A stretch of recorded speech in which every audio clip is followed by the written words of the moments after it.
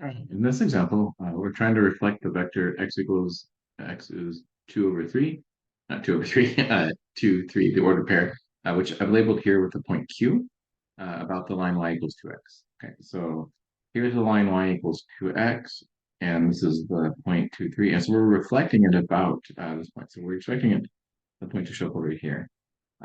If we go and look at the notes from this section, we should find something interesting.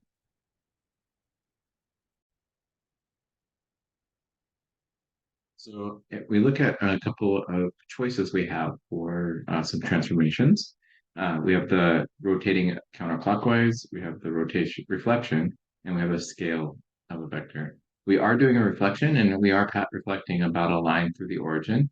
And so all we need to do then is we have our transformation matrix here. We just need to figure out what is the angle of or what is the value of that angle theta. Okay, since we're reflecting about the line y equals 2x, we can figure out the equation or the value of theta from our representation back on the graph. So take a look back there. So if we think about our point, this has a slope of 2 and over 1. So our point 2, 1, which I defined momentarily ago, is on the graph, and that will help us to then to determine what this angle theta is with the positive x-axis. So if we do arc, let's call it t is equal to arc tangent. That'll give us the necessary, and we can do a of y divided by a of x, and that. Oh, sorry, I as of x of a. I meant y of a divided by x of a. Okay, and that's going to give us, so that's the y component divided by the x component, rise over run. That's the tangent, opposite over adjacent, which gives us then that the angle is 63.43 degrees. And now let's construct the rotation matrix, or the reflection matrix in our case, about the line y equals 2x. So we saw from the notes that the transformation matrix of this form is going to be cosine of 2 times t, and sine of 2 times t. And then we have sine of 2 times t. And we have negative cosine of 2 times t. Okay, so that's going to be our matrix. That's going to help us do the rotation that we need.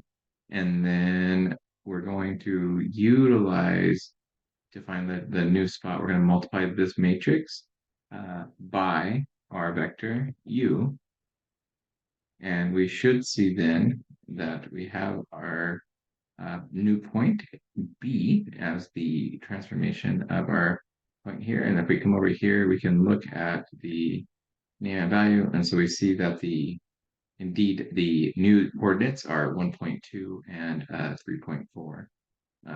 It is kind of cool. It is 1, 2, 3, 4. I just realized that are the ordered pairs that reflects reflects our point Q about the line 2x. I'm curious if this will work out. So let's see. We should find something particularly interesting about uh, this, and that is indeed true.